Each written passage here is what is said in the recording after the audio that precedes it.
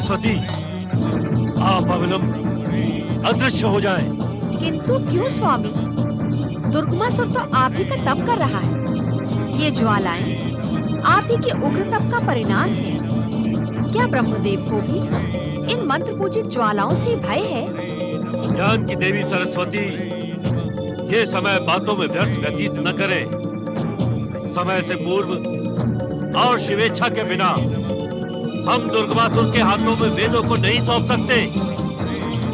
आप शीघ्र अदृश्य हो जाइए। ओम ब्रह्मणे नमः, ओम ब्रह्मणे नमः, ओम ब्रह्मणे नमः, ओम ब्रह्मणे नमः।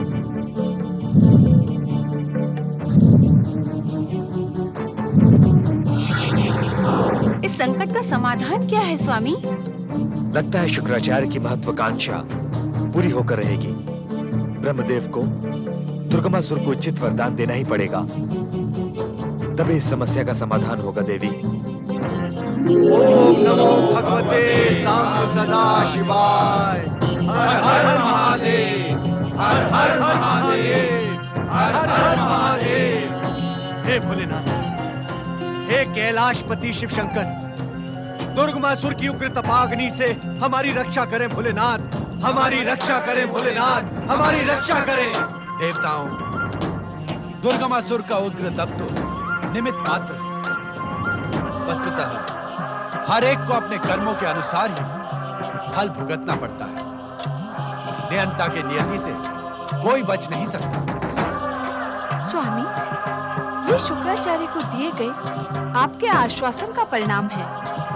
आज पहली बार उसकी महत्वाकांक्षा त्रैलोक्य को भस्म कर देने को उतावली हो रही है।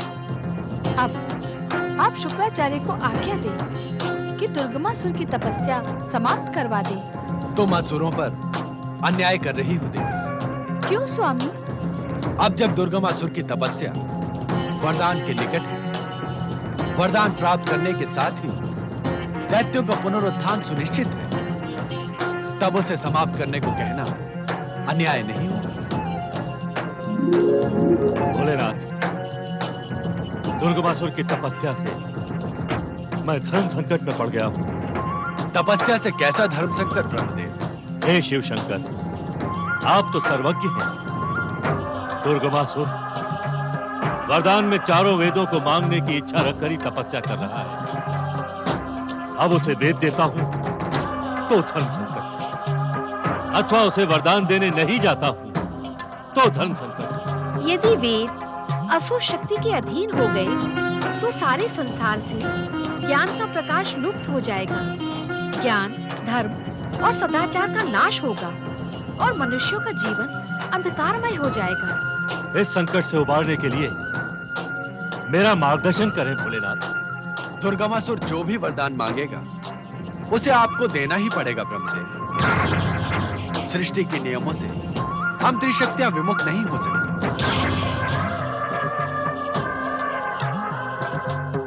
ब्रह्मदेव, आपके द्वारा दिए गए इस वरदान के दुष्परिणामों का अंत हम त्रिदेव नहीं कर सकेंगे। इसके लिए आपको शक्ति की शरण में जाना होगा।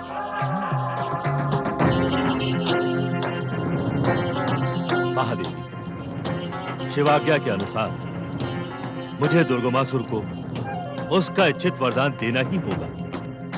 निश्चित इस वरदान की शक्ति से दुर्गमासुर की आसुरी शक्ति सारे संसार को भस्म करने का दुस्साहस करेगी। तब आप ही हमें हमारी सुरक्षा का आश्वासन दे सकेंगे। वेदों को दुर्गमासुर के अधिकार में देने का परिणाम आप भली भांति जानते हैं ब्रह्मदेव। संकट को प्रोत्साहन देने से अच्छा यही होगा कि आप त्रिदेव मिलकर अपनी शक्ति से दुर्गमासुर को समाप्त कर दें। यदि आप ऐसा नहीं कर सकते तो शिवजी मुझे अनुमति प्रदान करें। शक्ति स्वरूपा पार्वती, सृष्टि के नियमों का पालन करना हम पराशक्तियों के लिए अति आवश्यक है। यदि तपस्वी को उसका इच्छित वरदान नहीं मिलेगा तो उसकी तपस्या का क्या मूल्य रह जाएगा? किंतु मैं वरदान की नहीं, भविष्य में उठने वाले इस संकट दुर्गमासुर के अंत की बात कर रही हूँ, जो उचित है। तुम किस प्रकार इसे उचित बता रही हो देवी? जब तक दुर्गमासुर का अधर्म पाप की चरम सीमा तक नहीं पहुंच जाए, तब तक उसका अंत करना अन्यायपूर्ण होगा। इस समय दुर्गमासुर एक तपस्वी का कर्तव्य निभाकर पुण्य संचय कर रहा है। इस समय उसके अंत का विचार भी करना अधर्म, अन्याय और कुनीति का प्रतीक होगा।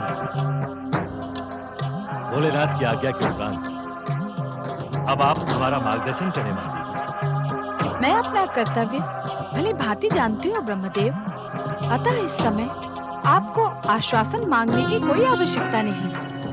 समय आने पर मैं अपने कर्तव्य का पालन अवश्य करूंगी। अब हम में से प्रत्येक के कर्तव्य का निर्धारण हो गया है ब्रह्मदेव। अब आप दुर्गमासुर के पास जाकर अपने निर्धारित कर्तव्य का निर्वाह करें। जो आज्ञा महादेव।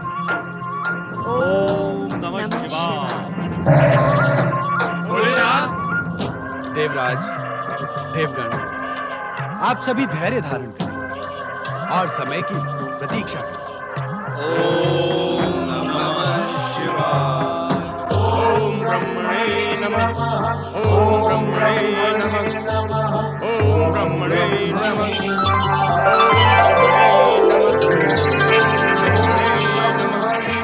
ओम ब्रह्मणे नमः। तपस्वी दुर्गम, हम तुम्हारी तपस्या से प्रसन्न हुए। अपना इच्छित वरदान मांग लो। ओम ब्रह्मणे नमः। अपने उग्र तपाग्नि को शांत करो तपस्वी। ओम ब्रह्मणे नमः। ध्रुवपुत्र दुर्गम, अपनी तपाग्नि शांत करो और अपनी इच्छा का उल्लेख करो। तुम्हारे इस उग्र तप का उद्देश्य क्या है दुर्गम? यदि तुम ये ज्वालाएं उत्पन्न करके शांतिपूर्ण तपस्या करते, तब भी हम तुम्हें वरदान देने अवश्य आते। मैं अपने आप को अपने पूर्वजों से अधिक शक्तिशाली सिद्ध करने का इच्छुक हूँ ब्रह्मदेव, इसलिए आप मुझे अधिक से अधिक शक्ति प्रदान करें। अन्य क्या इच्छा है तुम्हारी? पहले आप मुझे ये वचन दें ब्रह्मदेव कि मैं जो भी वरदान मांगूंगा आप देंगे। मेरी उपस्थिति ही वचन है। ब्रह्मवाक्य अटल होते। ब्रह्मदेव, मुझे आपसे मात्र 2 वरदान प्राप्त करने की अभिलाषा है। मैं तुम्हारी 3 अभिलाषाएं पूर्ण कर सकता हूँ, किंतु तुम मुझसे वरदान में वेद न मांगो। नहीं ब्रह्मदेव, वेदों को प्राप्त करना दुर्गमासुर की उग्र तपस्या का उद्देश्य है। जिस प्रकार ब्रह्म वाक्य अटल होते हैं, उसी प्रकार अपने दैत्य गुरु शुक्राचार्य को दिया दुर्गम का वचन भी अटल है। वेदों को प्राप्त करने के लिए ही दैत्य गुरु ने मुझे तपस्या का आदेश दिया है। दुर्गम, चारों वेद तो ज्ञान का संग्रह है। तुम इन्हें लेकर क्या करोगे?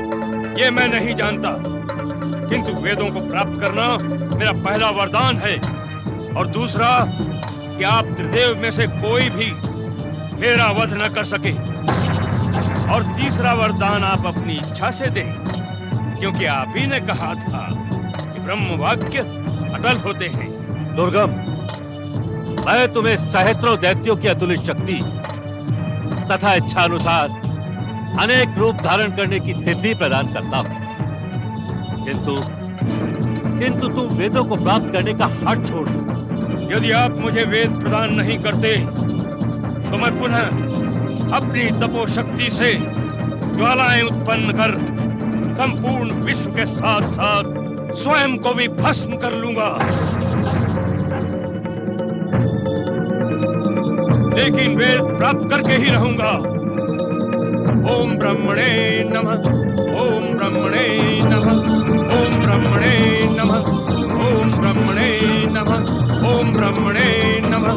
शांत हो जाओ दुर्गम, ओम। और अपना इच्छित वरदान भी प्राप्त करो।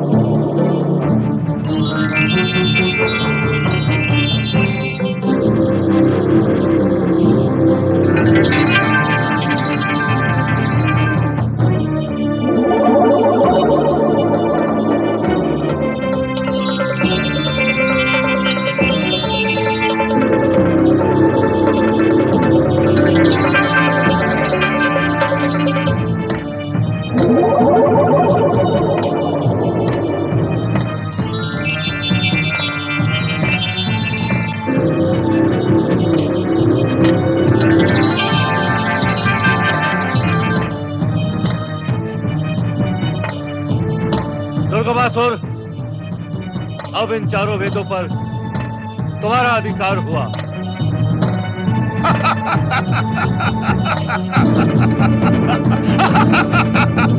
हमारी रक्षा करें ब्रह्मदेव। हमें इस दुष्ट दानव को ना दे ब्रह्मदेव। हम आपके शरणागत हैं ब्रह्मदेव। शरणागतों की रक्षा आप त्रिशक्ति ही कर सकते हैं ब्रह्मदेव। इस समय हम विवश हैं वेद ऋषियों। नियंता तथा शिवेच्छा भी यही है। किंतु शीघ्र ही आप लोगों का उद्धार होगा।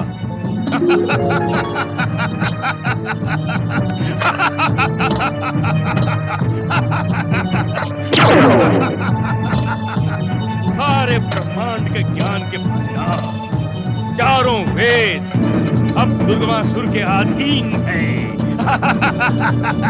आओ आओ, मैं तुम्हें पाताल लोक ले जाऊंगा। आओ।